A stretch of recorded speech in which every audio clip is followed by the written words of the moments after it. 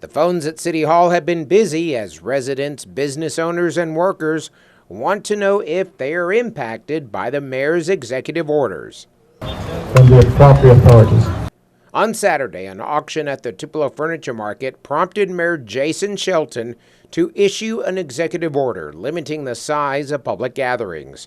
Before his executive order, Mayor Shelton had encouraged people to follow CDC recommendations limiting the size of crowds. It really increased public awareness to the fact that the recommendations that were already in place at that time were not being followed. It showed as a city we have to take mandatory action. That's what happened later in the day when an executive order from Mayor Shelton ordered non-essential businesses to close and a shelter-in-place order was imposed on Tupelo residents except for necessary travel. Jim Wade is a trial lawyer who has concerns over the executive orders.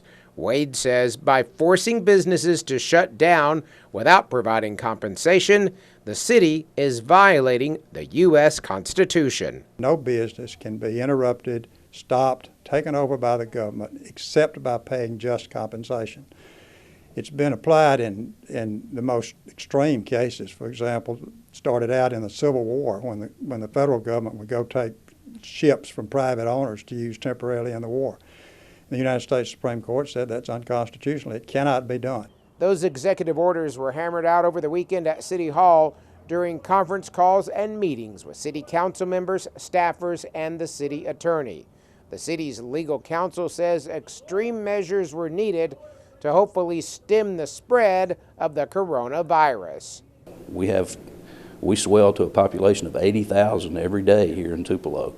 Not all those people are our residents, and so we're the hub of the region, and this thing you can't do nothing. We've got to start somewhere, and we're doing that day by day. The current executive order is in place through midnight Sunday. It could be extended depending on the number of cases in the area and state. In Tupelo, Allie Martin, WCBI News.